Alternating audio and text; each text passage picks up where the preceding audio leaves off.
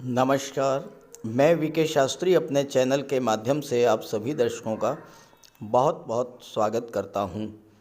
11 फरवरी से 18 मार्च 2024 बहुत बड़ा उलटफेर होगा। जी हां, न्याय के देवता कर्म के कारक सूर्यपुत्र शनि 11 फरवरी को कुंभ राशि में अस्त हो चुके हैं। जब भी सूर्यदेव शनि से 15 डिग्री पहले होते हैं तो शनि अस्त माने जाते हैं। अस्त होने का अर्थ है किसी ग्रह की शक्तियों में कमी आना। अस्त का अर्थ है प्रभावहीन हो जाना। शनि के अस्त होने का सबसे बड़ा लाभ उन जातकों को होगा जिनके जीवन में शनि की साढ़े साती ढैया या पनौती गतिमान है, या उन जातकों को विशेष लाभ मिलेगा जिनके जीवन में शनि की महादशा, अंतर्दशा या प्रत्यंतर दशा गतिमान है। क्योंकि शनि के अस्त होने से ऐसे जातकों को शनि जन्य पीड़ा से मुक्ति मिल जाएगी और वो जातक इस गोचर का लाभ अपनी आर्थिक, मानसिक, शारीरिक, सामाजिक और शैक्षिक दशा को सुधारने में कर सकते हैं और शनि के कारण आपने जो कुछ भी खोया उसे पुनः प्राप्त करने का प्रयास भी कर सकते हैं। शनि इस समय राहु के नक्षत्र शतभिषा में गोचर कर रहे हैं। हालांकि शनि का अस्त होना कोई बहुत बड़ा शुभ लक्षण नहीं है। इसके लिए आपको मानसिक रूप से तैयार रहना होगा।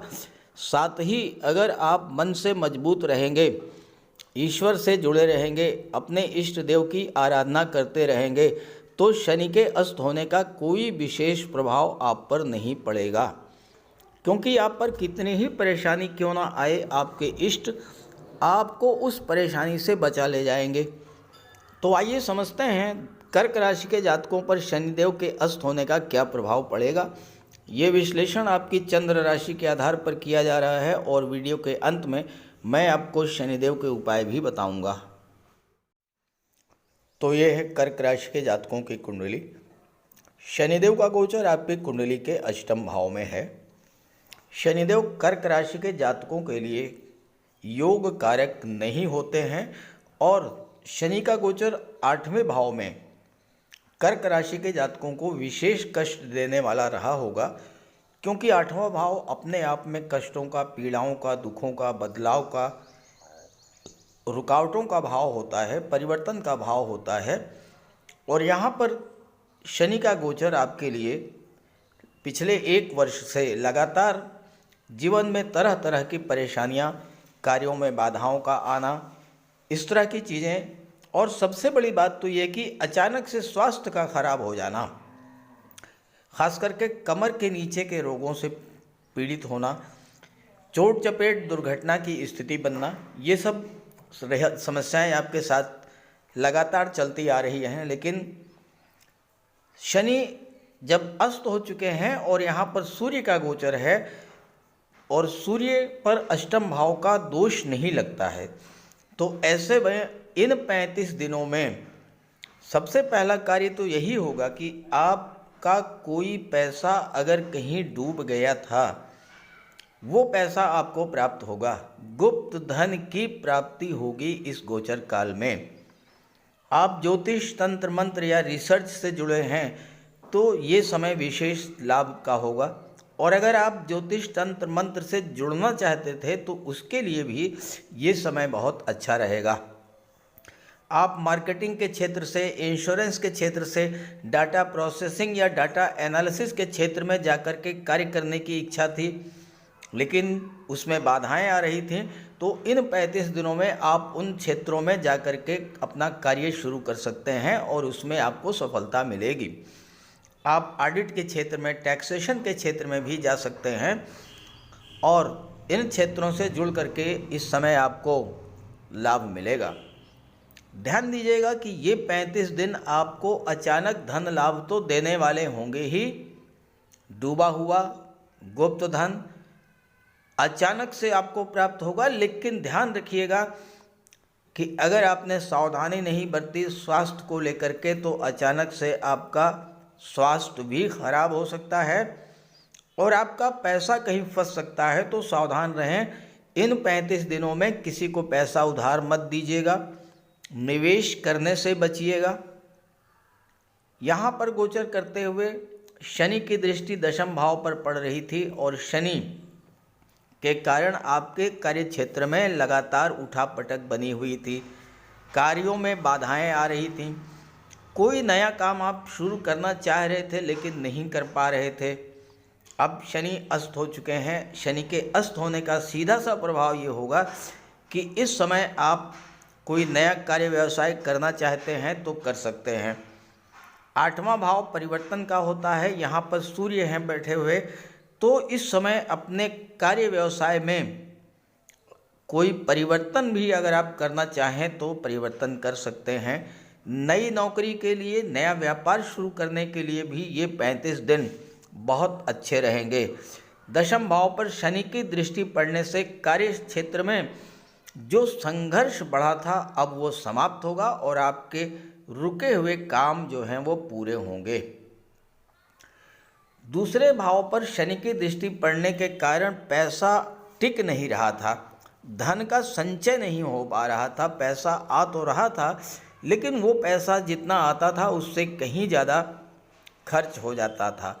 अब इन 35 दिनों में पैसा रुकेगा, धन का संचय होगा, आपका बैंक बैलेंस बढ़ेगा। हालांकि शुरू में आपको ऐसा लगेगा कि धन संचित नहीं हो रहा है, लेकिन अचानक से आपको धन का संचय, धन की प्राप्ति होगी और आपको ये लगेगा कि हाँ अब पैसा टिकने लगा है। चूँकि सूर्य की दृष्टि पड़ेगी तो धन भाव प्रकाशित होगा और धन भाव जब प्रकाशित होगा तो धन का संचय होगा। परिवार का भी सहयोग मिलेगा, लेकिन 2 चीज़ों का ध्यान रखिएगा, वाणी पर और क्रोध पर नियंत्रण रखिएगा, ईगो और अहंकार पर नियंत्रण रखिएगा, अन्यथा परिवार में बिखराव की स्थिति भी बनेगी। और दूसरी बात, ससुराल पक्ष से संबंध बना करके रखिएगा। ससुराल पक्ष से संबंध जितने अच्छे होंगे उतना ही आपको लाभ मिलेगा। 5वें भाव पर शनि की दृष्टि पड़ने के कारण आपके रिलेशंस खराब हो रहे थे, लव रिलेशंस में दूरी बन रही थी, गलतफहमी बन रही थी, तनाव की स्थिति बन रही थी। इन 35 दिनों में आपके अपने जो आपसे नाराज थे, जो आपसे रूठ गए थे, उनको मनाने का, उनको अपने पास लाने का बहुत अच्छा योग बनेगा। संतान से किसी बात को लेकर के मतभेद था वो समाप्त होगा। 5वां भाव आपके इष्ट देव का होता है और अगर आप अपने इष्ट देव की लगातार आराधना करते रहेंगे तो शनि के अस्त का होना आपके लिए वरदान सिद्ध होगा। कोई नकारात्मक प्रभाव आप पर पड़ेगा ही नहीं। 5वां भाव लॉटरी और शेयर को भी दर्शाता है। जो लोग स्टॉक मार्केट या शेयर मार्केट से जुड़े हुए हैं उनके लिए भी पिछले समय से लगातार उठापटक की स्थिति बनी हुई थी, अब वो स्थिति समाप्त होगी। इस समय आपका जो नुकसान हुआ है उसकी भरपाई होगी और उसका आपको लाभ मिलेगा। 5वां भाव आपकी भावनाओं को भी शो करता है और पिछले समय में आपने साथ दिया सभी का, लेकिन आपके बुरे वक्त में उन्हीं लोगों ने आपका साथ छोड़ दिया होगा, तो अब वो स्थिति भी बदलेगी, उनका सहयोग मिलेगा। हालांकि अस्त शनि की दृष्टि प्रेगनेंसी के लिए अच्छी नहीं है, गर्भवती माताओं को विशेष सावधानी बरतनी पड़ेगी और संतान के स्वास्थ्य का भी आपको विशेष ध्यान रखना होगा।